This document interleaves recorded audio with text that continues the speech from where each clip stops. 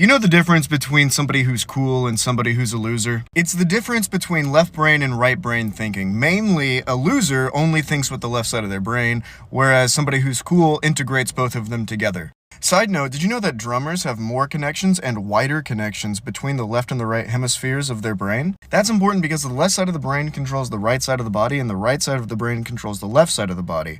So if you have more neurons with wider axons and dendrites that are capable of sending more information between the two of them through that corpus callosum, which is the part between the left and the right side of the brain, then you are going to have greater autonomous control over each of your individual limbs. So in a way, drummers have both the left and the right sides of their brains integrated into one another, and they are naturally just cooler people. But what is it about having the right and left sides of your brain active and well integrated together that makes you cool, whereas the left side of your brain exclusively making you a loser? Well, it's because people who are exclusively left brain thinking are, one, ignoring an entire set of functions from part of their brain, but two, it's what the functions on the right side of the brain do versus the left. See, the left is responsible for logical thinking. 1, 2, A, B, action, consequence. It's very rigid, it's responsible for a lot of language processing,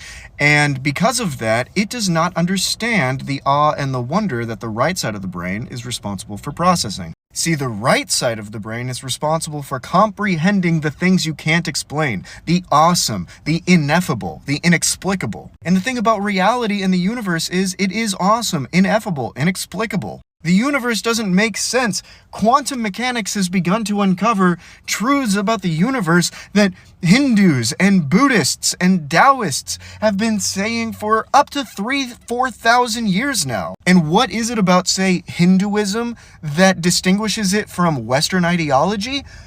Right brain thinking. It incorporates the awesome and the powerful and the wonderful and the inexplicable and the just all around awe-inspiring phenomena of existence in the universe into its theology. The more we uncover about quantum mechanics, the more we realize that we are a manifestation of the universe and us, and that existence is a manifestation of perception, and that consciousness itself can be a quantum phenomenon, whereby mystic knowing can be the perception of subatomic phenomena, like the perception of subatomic events that are 1/10 trillionth of a second long. Where, say, a photon collides with a proton and makes it split off into two other subatomic particles where the mass and the energy of the system is conserved before they recombine back into the original photon and proton.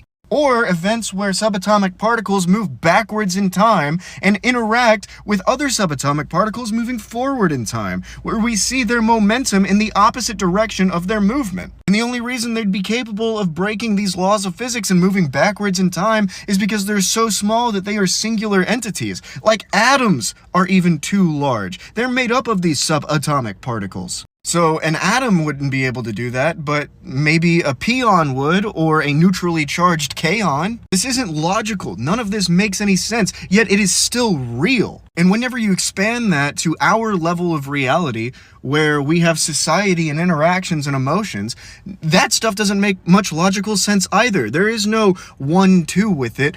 Emotions are dynamic. They are multifaceted and stratified. And navigating the ocean of emotions doesn't make any sense, but you can comprehend it, you can understand it. But not if you are exclusively logical and you refuse to get right brain phenomena, because getting right brain phenomena is more about comprehension without description. So, I hope this helped. Thank you.